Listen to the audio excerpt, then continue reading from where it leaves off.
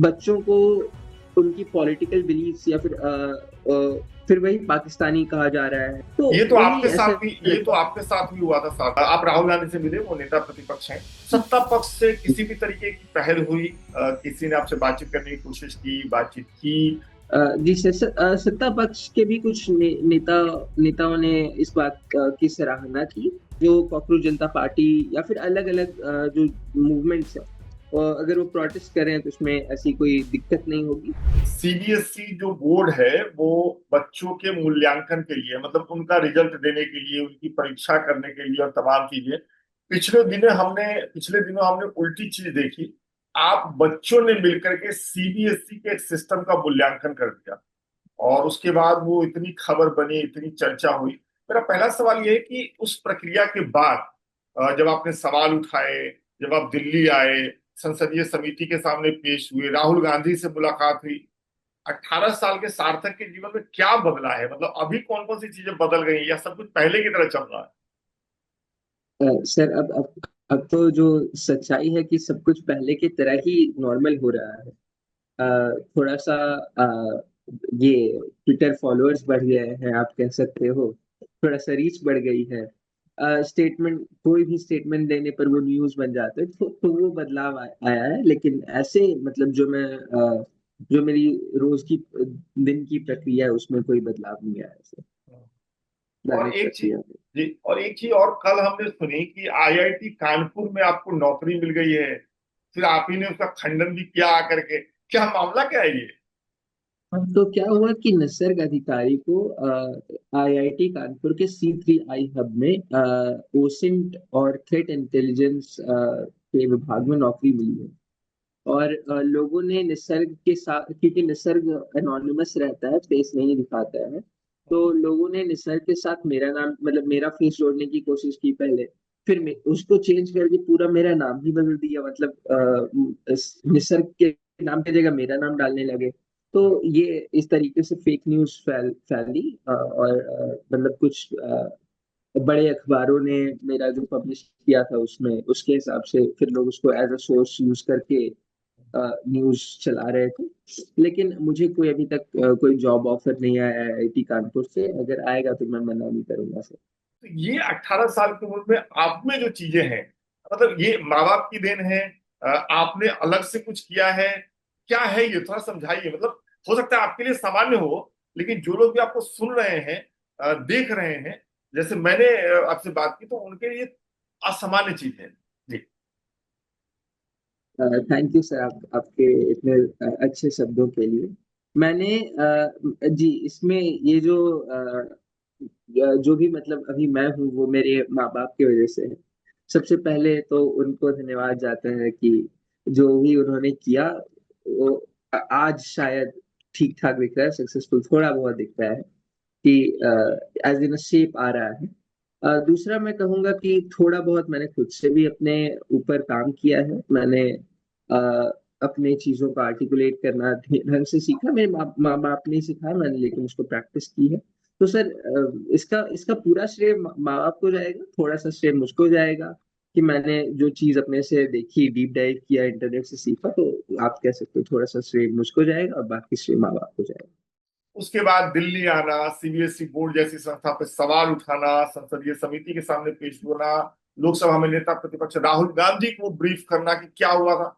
तो ऐसा लगता है आपको कि मतलब सालों की जिंदगी आपने कुछ महीनों में जी ली, या कहूँ कि कुछ हफ्तों में जी ली?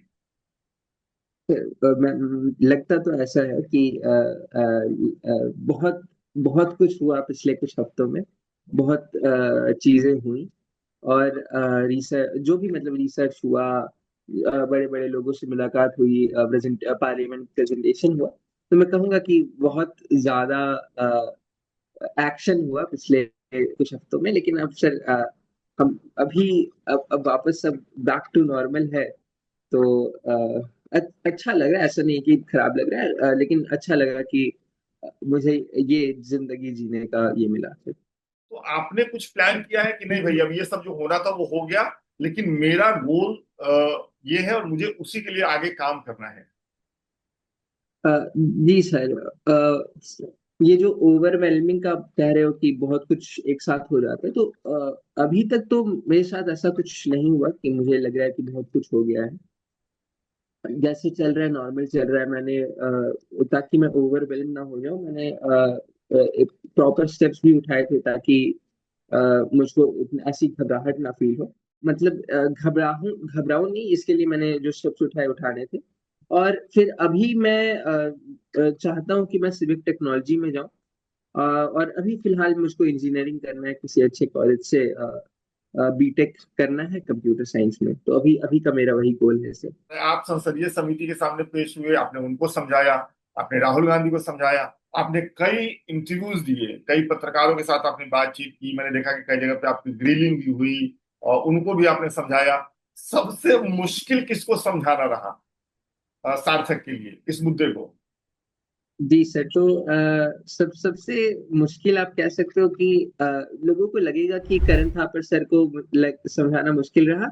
लेकिन बहुत बहुत स्वीट आदमी है, बहुत स्वीट पर्सन है करण थापर सर। सबसे मुश्किल समझाना रहा सर, जो लोग बैड फेथ में कुछ सवाल पूछते हैं। जैसे या तो बैड फेथ में सवाल पूछते हैं, या फिर जैसे मैं आपको बता देता हूँ, एक एग्जांपल देता हूँ। परसों मैंने किसी ट्विटर स्पेस में ज्वाइन किया था। तो वो लोग समझ नहीं पा रहे थे कि साइबर सिक्योरिटी क्या है। और वो लोग उनके हिसाब से साइबर सिक्योरिटी या पेनिट्रेशन टेस्टिंग एक अटैक है टू द गवर्नमेंट। तो जब जब वो लोग, उन लोगों की वो मानसिकता है कि cyber security is a bad thing, या फिर ये सब करना इज नॉट पॉसिबल बाय एक 18 साल का बच्चा। तो आप उनको अच्छे से समझा नहीं सकते जब आप आपकी मानसिकता उनके साथ नहीं बैठती है। लेकिन मैंने अपनी अपनी कोशिश की। और दूसरों को समझाना और मुश्किल होता है, जो समझ नहीं पाते हैं कि ये चल क्या रहा है। कुछ कुछ पूछते हैं कि मैंने सीबीएसई की वेबसाइट कैसे हैक की, क्योंकि मैंने नहीं हैक की सर, निसर्ग ने की। तो लाइक मैं उसके बारे में डिटेल में नहीं जा पाऊंगा। इसीलिए सर ये दो लोग हैं, जो एक तो बैड फेथ है और एक जो दूसरे जिनके पास, जिनको पता नहीं है पूरा आउटलाइन ऑफ दिस।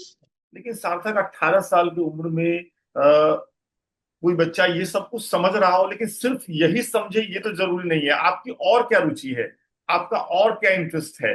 खेलना है, या तो आप घर में ही खेलना पसंद करते हैं, बाहर जाते हैं? क्या इंटरेस्ट है आपके? और सर खेलना मतलब ऐसे या बाहर फिजिकल। किसी भी तरीके का इंटरेस्ट, खेलना तो मैंने ऐसे ही बोला, किसी भी तरीके का और इंटरेस्ट जो इस उम्र में बच्चों का होता है। जी जी जी सर, जैसे आप कह सकते हो गाने सुनना, दोस्तों से बात करना, ये सब इंटरेस्ट है। पोएम्स पढ़ना, बुक्स पढ़ना अच्छा लगता है सर। हम्म। वही अभी अभी फिलहाल तुरंत मैं कॉमिक्स पढ़ रहा हूँ। तो ये सब अच्छा लगता है।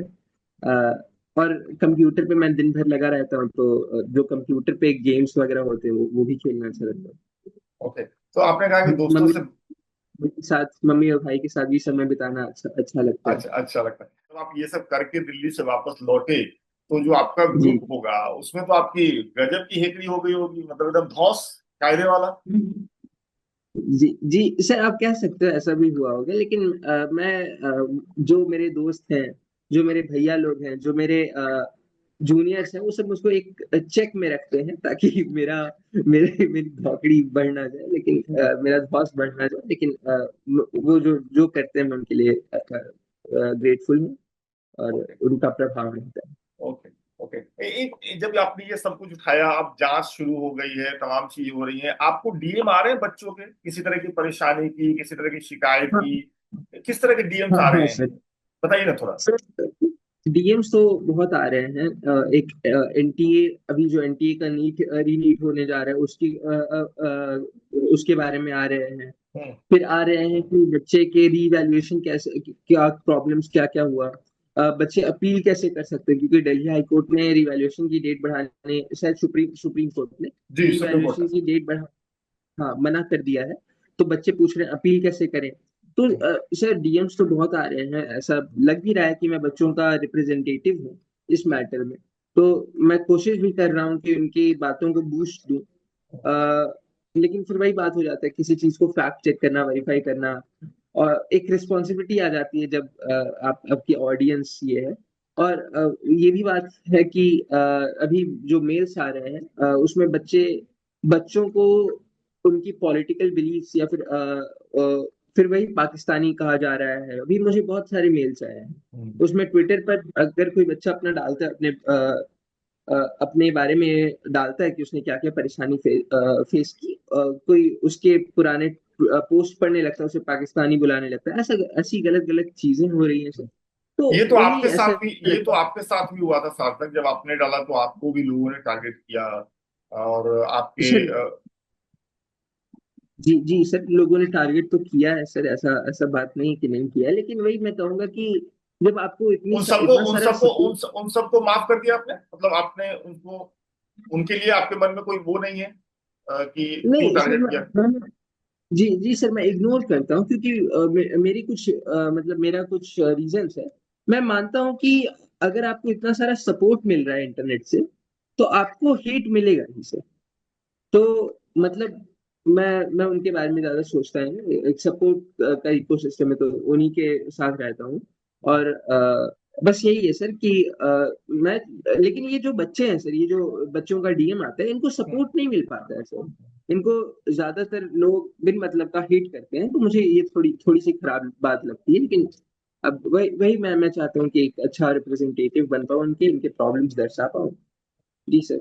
18 साल 19 साल के बच्चे आज की तारीख में जब आपस में बैठते हैं, ग्रुप बनता है, बातचीत करते हैं, तो वीडियो गेम्स की बात होती होगी, कौन सा नया गेम आया इसकी चर्चा होती होगी, फ्यूचर पे क्या नया चल रहा है, कौन सा नया शब्द आप लोगों के बीच में आ रहा है, उसकी बात होती होगी। लेकिन क्या देश दुनिया की भी बात होती है, क्या राजनीति की भी बात होती है, देश में क्या चल रहा है, दुनिया भर में क्या चल रहा है, जियो पॉलिटिक्स की भी बात होती है?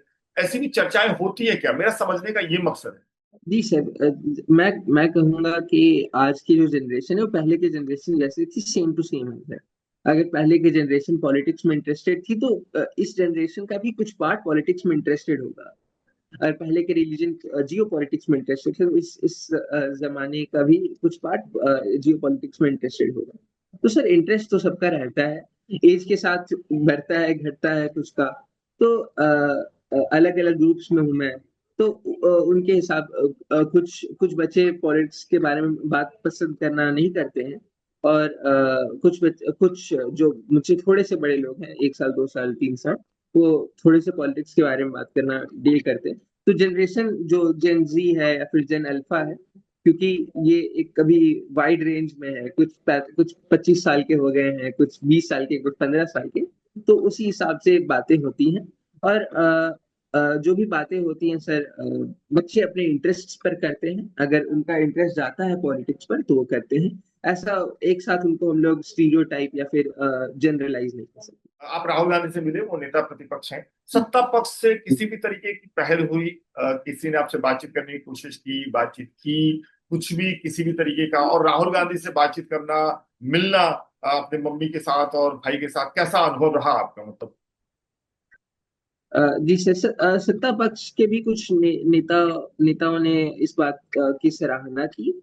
मैं ज्यादा डिटेल्स नहीं दे सकता क्योंकि मुझे पता नहीं उन्होंने डिटेल्स देने के लिए परमिशन दी है कि नहीं। लेकिन उन्होंने भी सराहना की है जो मैंने खोज की है उसकी। और राहुल गांधी जी से मिलके अच्छा लगा क्योंकि उन्होंने मेरी जो बात थी वो एक वाइडर ऑडियंस के सामने रखी।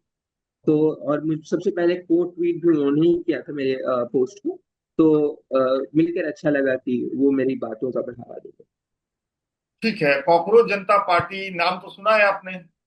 ये दिल्ली में प्रोटेस्ट हुआ, पुणे में प्रोटेस्ट हुआ, लखनऊ में प्रोटेस्ट हो रहा है, हो चुका है।